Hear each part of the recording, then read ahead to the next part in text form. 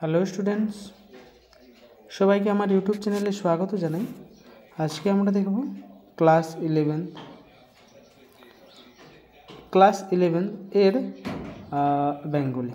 ঠিক আছে, ক্লাস 11 এর বেঙ্গলি আমরা যে ইম্পর্টেন্ট প্রশ্নগুলো রয়েছে সেই প্রশ্নগুলো আজকে আমরা দেখব। ঠিক আছে, চ্যাপ্টার নাম্বার 3 হবে আজকে রাজু পাঁড়ে। ঠিক আছে, ইলেকটিভ ল্যাঙ্গুয়েজ। তাহলে যারা চ্যানেলে নতুন তারা চ্যানেলটিকে অবশ্যই সাবস্ক্রাইব করে থাকবেন, তাহলে কি হবে, নতুন নতুন যে ভিডিওর আপডেট সেটি কিন্তু পেয়ে যাবে। ঠিক আছে, আর যে অ্যান্সার কি হবে সে অ্যান্সার কিও কিন্তু আমি দিয়ে দেব। ঠিক আছে, তার জন্য কিন্তু সাবস্ক্রাইব দরকার, না হলে কিন্তু সেই ভিডিওর নোটিফিকেশন পৌঁছিবে না। ঠিক আছে, তাহলে আমরা শুরু করব। প্রথম কোশ্চেন রয়েছে, রাজু পাঁড়ে লেখকের নাম কি? ঠিক আছে, রাজু পাঁড়ে যে লেখা হয়েছে সেই লেখকের নামটা কি? শরৎচন্দ্র চট্টোপাধ্যায়, বঙ্কিমচন্দ্র চট্টোপাধ্যায়, বিভূতিভূষণ বন্দ্যোপাধ্যায় আর বীরেন্দ্র চট্টোপাধ্যায়। তাহলে এ নম্বরের সঠিক উত্তর হয়ে যাবে বিভূতিভূষণ চট্টোপাধ্যায়। ঠিক আছে, নেক্সট যেটা রয়েছে যে প্রশ্নটা সেটি হচ্ছে, বিভূতিভূষণের জন্ম কত সালে হয়েছিল? এটি আমাদেরকে দেখতে হবে।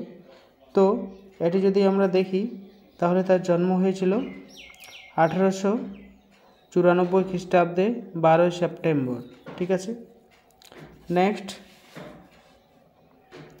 3 নম্বর যে প্রশ্নটা রয়েছে, লেখক তার সারা জীবন ধরে কি অনুভব করেছেন? ঠিক আছে, সারা জীবন ধরে কি অনুভব করেছিলেন? তাহলে সুখ, দুঃখ কষ্ট আর সুখ আর কষ্ট কি? ঠিক আছে, 3 নম্বরের সঠিক উত্তর হয়ে যাবে দুঃখ কষ্টই অনুভব তিনি করেছিলেন। নেক্সট যে কোশ্চেনটা রয়েছে সেই কোশ্চেনটা আমরা দেখব, বিভূতিভূষণ কত সালে প্রবেশিকা পরীক্ষায় প্রথম বিভাগে উত্তীর্ণ হয়েছিল?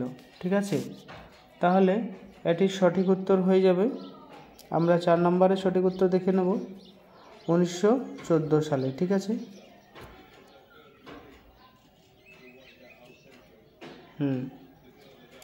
নেক্সট 5 নম্বর যে প্রশ্নটা রয়েছে, বিভূতিভূষণ কত সালে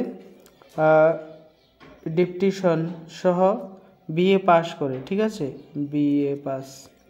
বিএ পাস করেছিলেন। ঠিক আছে, 5 নম্বরের সঠিক উত্তর হয়ে যাবে 1918 সালে।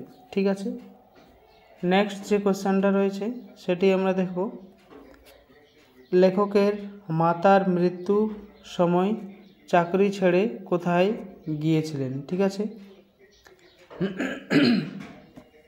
তাহলে দিল্লি, রাঁচি, কলকাতা, জামশেদপুর। তাহলে আমরা 6 নম্বরের সঠিক উত্তর দেখব কলকাতায়। নেক্সট যে কোশ্চেনটা রয়েছে 7 নম্বর, সেই কোশ্চেনটা আমরা দেখব, রাজু দেশের বাড়িতে পরিবার আছে, তাদের অবস্থা কেমন ছিল?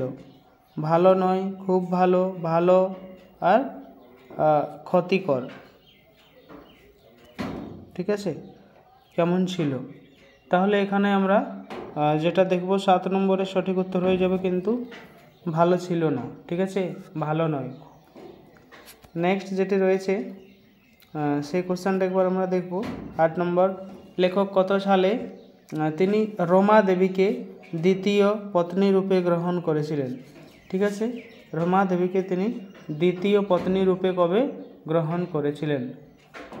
তাহলে আমরা এখানে উত্তর দেখব 8 নম্বরের সঠিক উত্তর হয়ে যাবে কিন্তু 1940 সালে। ঠিক আছে, নেক্সট 9 নম্বরের প্রশ্নটা দেখব, লেখক রাজুর সঙ্গে একটি বাড়িতে গিয়ে কি দেখছিল? ঠিক আছে, একটি ছেলে, একটি মেয়ে, একটি রোগীকে, একটি বুড়োকে। তাহলে 9 নম্বরের সঠিক উত্তর হয়ে যাবে কিন্তু একটি রোগীকে দেখছিল। নেক্সট যে কোশ্চেনটা রয়েছে, বিভূতি, ঠিক আছে, বিভূতিভূষণের পিতার নাম কি ছিল? তাহলে এখানে আমরা তার সঠিক উত্তর দেখব। তার সঠিক উত্তর আমরা এখানে দেখব মহানন্দ বন্দ্যোপাধ্যায়,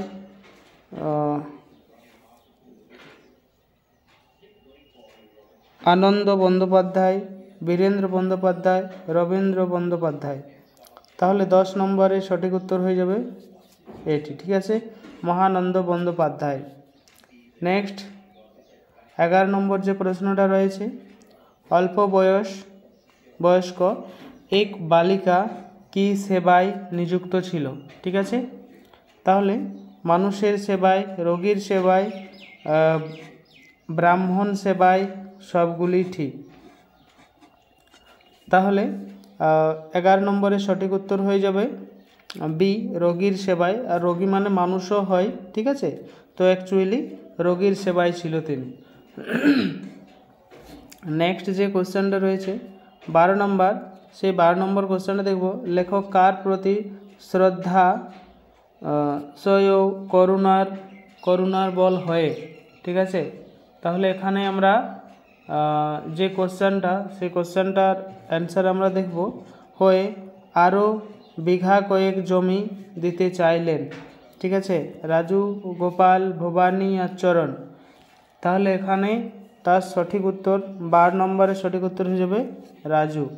নেক্সট যে কোশ্চেনটা রয়েছে 13 নম্বর কি রয়েছে, রাজু পাঁড়ে কেমন প্রকৃতির মানুষ ছিল? ঠিক আছে, কেমন প্রকৃতির মানুষ ছিল?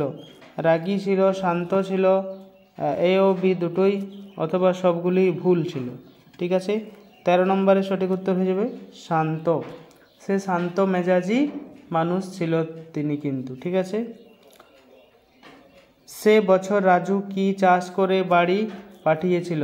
তাহলে যেহেতু তার বাড়ি অবস্থা ভালো ছিল না বলেই সেখানে চাষ করে কি বাড়িতে পাঠিয়েছিল?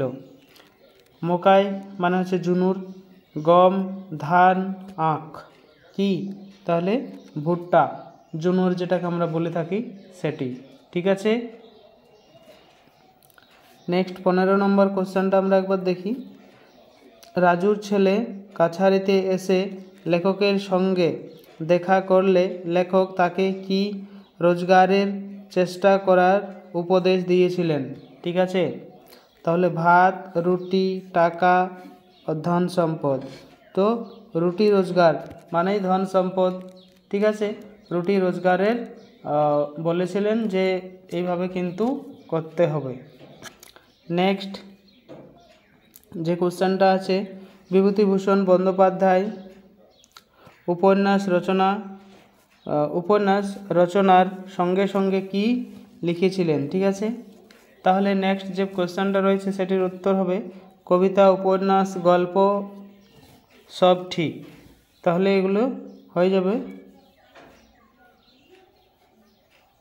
গল্প, তিনি সাথে সাথে গল্পও কিন্তু লিখতেন, ঠিক আছে। তাহলে আমরা আজকের যে গুরুত্বপূর্ণ প্রশ্নগুলো ছিল সেই প্রশ্নগুলো দেখলাম, ভেরি ইম্পর্টেন্ট ছিল। চ্যানেল সাবস্ক্রাইব করার সাথে সাথে কিন্তু লাইক শেয়ার অবশ্যই করবে, বাকিদেরকেও অনেকটা অনুভব হবে যে কী ধরনের প্রশ্ন থাকছে, ঠিক আছে। লাইক কিন্তু ভিডিওতে তোমরা করো না, এটি খুব খারাপ লাগে, অনেক সময় লাগে একটা ভিডিও বানাতে, কোশ্চেন করতে হয়, লিখতে হয়, তারপর ভিডিও বানাতে হয়, তারপর আপলোড দিতে হয়, ঠিক আছে।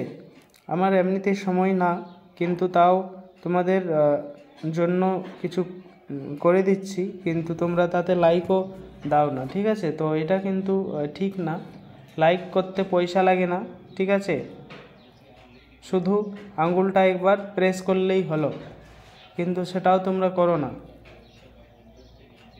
ঠিক আছে। তোমাদের মর্জি। থ্যাংক ইউ সবাইকে পুরো ভিডিওটা দেখার জন্য।